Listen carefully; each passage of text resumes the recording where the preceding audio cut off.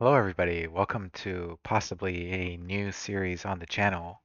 This is Pocket Tanks, a very old game, as you can see from 2007. So let me just get that right out of the way. Why am I playing such an old game? Recent bad weather knocked out my internet and I dug up this old flash drive and lo and behold the game still runs and works. So I thought, well, let me see if it's still as fun as I remember when I played it in middle school, and record it, share it with YouTube. I think this game was eventually ported to Android, but I honestly don't know what came of the game or the developers or the company. I just remember a lot of good memories in homeroom class, killing time in grade school. So I'm gonna fire it up and yeah, let's see how it's as fun as it was 16 years ago. So Pocket Tanks is the ultimate one-on-one artillery game. It's basically you control a tiny tank and you shoot at your opponent with various weapons. The terrain is random. Well, that's not true. The I always played random terrains. Well, yeah, let's see what we have here. So, right, I checked all this before I got started, but random terrain, medium everything else, and play with wind on because it it makes it less about the the math involved. Essentially, this game is about shooting at the right angle and power to hit the other tank, but not all weapons are just plain bullets that you want to hit dead on. There's a lot of tactics and strategy involved, and adding wind sort of makes those tactics and strategy more important instead of just trying to math out the perfect shot every single time. Anyways, you can pick and choose if you don't like certain weapons, but we're just gonna play with all 250 weapons. Um, the funnest thing about this game, in my opinion, was discovering what all of these weapons actually do because they they all do something different, obviously. I mean, some weapons are very similar, but you have like a sniper, you have a regular arcing shot, you have lasers, but you got really crazy things like tractor beams and moles that go underground. Um, yeah, I mean the best way to explain is just to play through this. Um, right, so I I don't even remember how good I was. Um, I guess I'll I guess I'll play at 5. Well, I don't know, it'd be embarrassing if I lost. Maybe I'll play at 3. Um, I remember the AI being pretty good. Well, that was uh grade school me. So anyways, this is how every game begins. You always get to pick first against the computer. If you're playing against another player, I guess it's either player one or it's randomized, but there are 250 weapons in the game, and you're each gonna pick 10 weapons. So I'll pick one, then the computer will pick one, and we'll finish with 10 weapons each. And we'll fire one weapon at a time back and forth. The way to win is by doing damage. And so that weapon I was talking about, the sniper rifle, I remember this one. It only shoots in a straight line, so it doesn't arc at all, but it does 100 damage if you land a hit. If you miss, it does no damage. And then there's also things that are called weapons, but they don't do any damage, like jump jets. If you use it, it will propel your tank up in the air at the angle that you're aiming, and at the power that you select.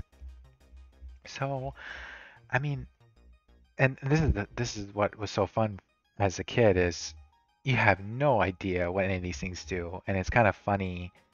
Like, why is there magic forest in a game with tanks? Or oh, cheap shot.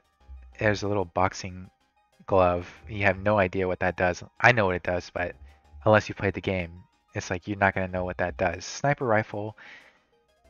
The good thing is that some weapons are what they look like. You know, if it sounds good, it probably is. And, maybe Dazzler could be strong. I don't remember exactly. I know Cauldron is strong. I'm not going to explain what all these do right now, but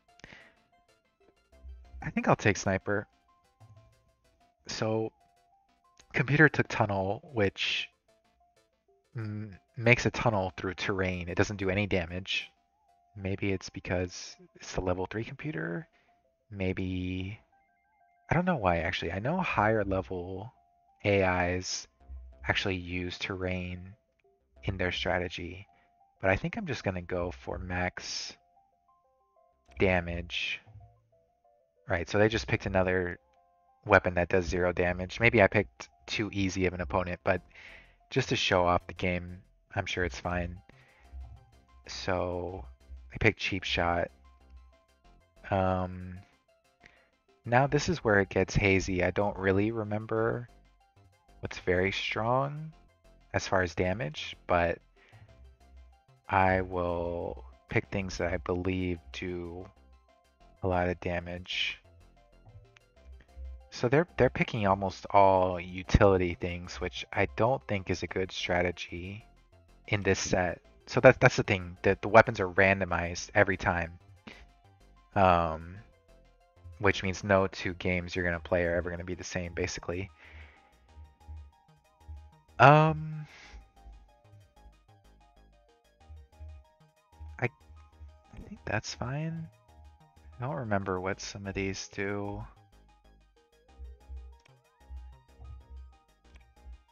Just pick some of this. And here we go. So I start first. It's the first volley. I get to shoot something at my opponent, and we're on a mountain. Maybe it's called a hill.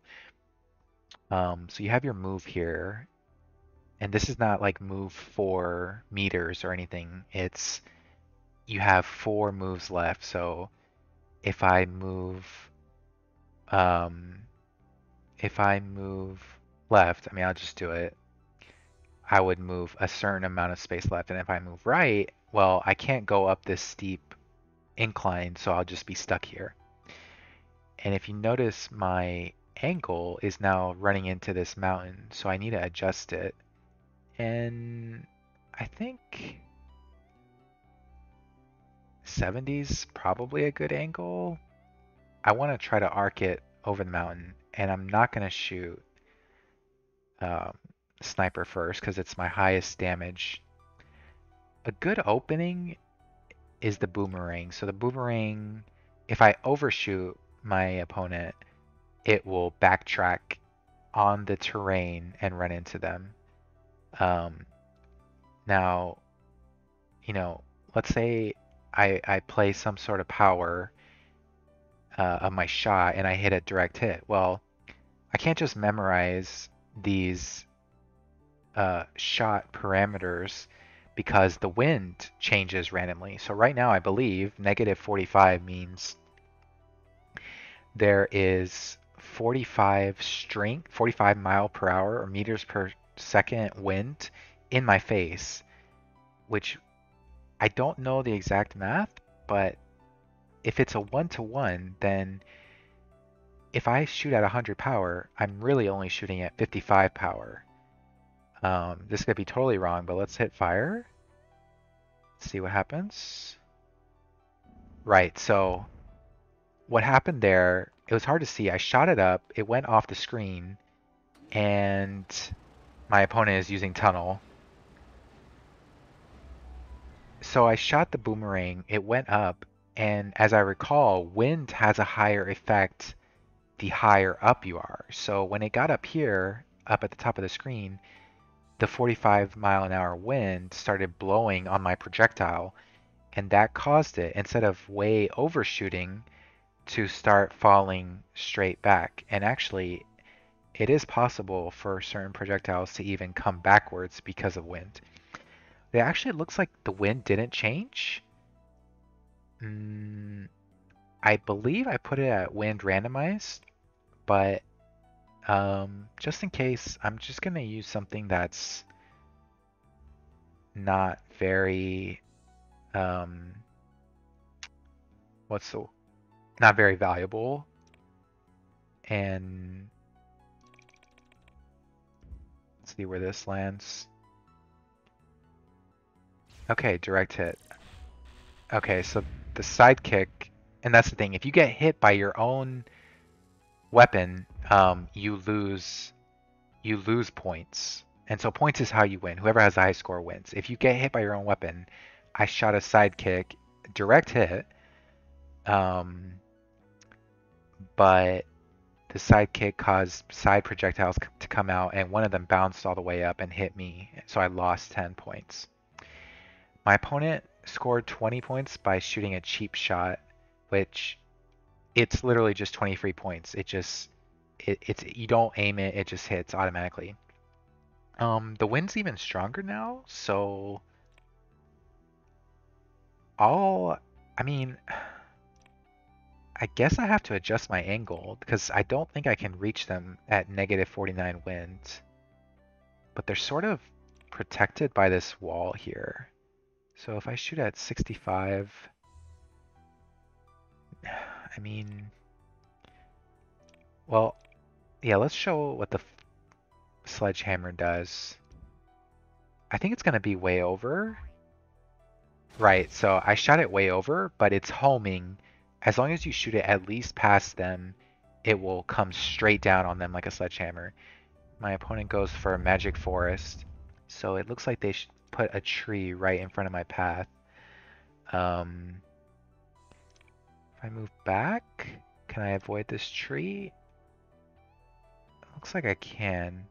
Oh, the wind's even stronger now. Wow.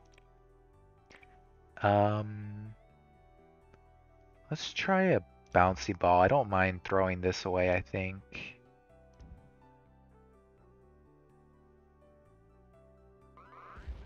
Okay, so the bouncy ball just makes pink terrain, which means that projectiles, I believe all projectiles will bounce off the pink. Glue is yellow. It's not really terrain, it's a coating. And what I believe it means is that certain things stick to it. Not everything, but certain things. Projectiles, tanks, other terrain. So now if I hit this corner of the pink terrain, it'll bounce off and I have a better chance. My opponent's in a really bad position. So let's see if I fire again. Is the flamethrower going to bounce? No, the flamethrower doesn't bounce because it's not a projectile. It launches as a set of things. So they shot a super tracer, which is showing them they're aimed right at me. They have a perfect shot at me. Not much I can do about that. So let's just start using my my strongest things, basically. Oh, so I overshot him and it bounced away. Yeah, the cauldron is really nice. It basically cooks them alive in a bunker. My opponent tried to jump away, but their angle was almost 90 degrees, so they literally went face up. Okay, so now the wind has died back, so let me dial this back. Try this. It's good. So I hit a direct hit and did like 210 damage. My opponent had to use a weapon to get out of it. And now I think because the wind didn't change, I can land a direct hit on the sniper. Yes, so direct hit on sniper, it's all or nothing. You either get 100 points or you get 0. And yeah, this opponent was just way too easy. Um, I should have played a higher difficulty. Let me clear up some of this land that's going on here. Okay, the wind picked up. You always got to watch the wind. The wind picked up again, so let's try to shoot higher power. Hmm. It looked like the bunker buster ignores the first set of terrain because it didn't bounce off the pink. It looks like it just ignores the first layer. And my last weapon. It's not going to matter. I have such a monumental lead that um, there's nothing they could do. So I won. And that was a game of Pocket Tanks. I'm not going to click play again right now because I should change the difficulty. But if you liked what you saw, I will be playing higher difficulty, more challenging, and of course exploring all the weapons. So see you in the next video.